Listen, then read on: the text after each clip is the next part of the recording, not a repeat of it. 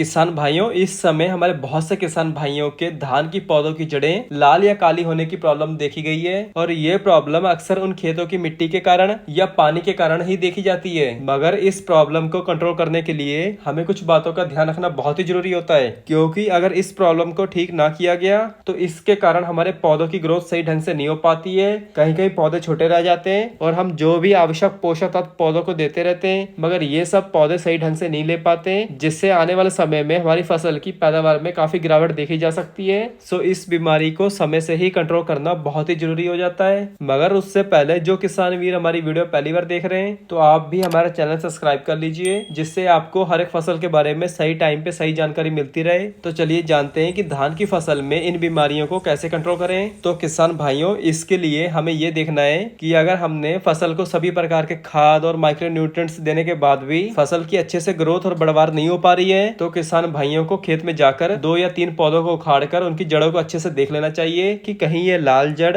या काली जड़ वाली प्रॉब्लम दिखाई तो नहीं दे रही है। और अगर ये प्रॉब्लम दिखाई देती है तो अगर यूरिया खाद का छिड़काव करना हो तो उसमें थायोफिनेट मिथाइल 70% की मात्रा 500 ग्राम प्रति एकड़ के हिसाब से टॉप ड्रेसिंग कर देना चाहिए। जैसे कि बायोस्टेट कंपनी का रोको नाम से फंगीसाइड आता है, या किसी भी अच्छी क्वालिटी का थायोफिनेट मिथाइल 70% वाला टेक्निकल ले सकते हो, जिससे पौधों में जितने भी जड़ जनित रोग होते हैं तो वह सब पूरी तरह से ठीक हो जाएंगे।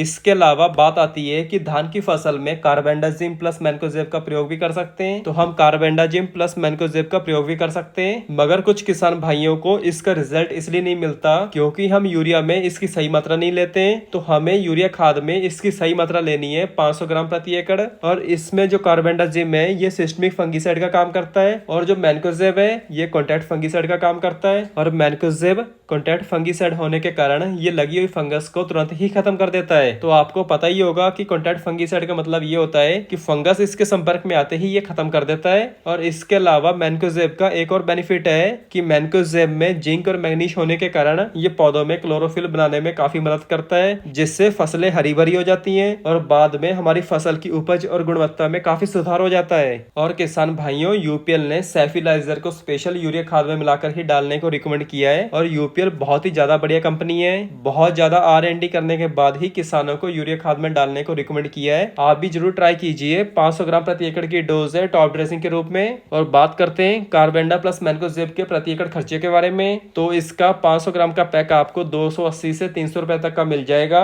मतलब 300 के आसपास का प्रति एकड़ का खर्चा है। तो किसान भाइयों, यही सब कुछ था कि धान की फसल में थायोफिनेट मिथाइल और कार्बेंडाजिम प्लस मैंकोजेब के बारे में। धन्यवाद।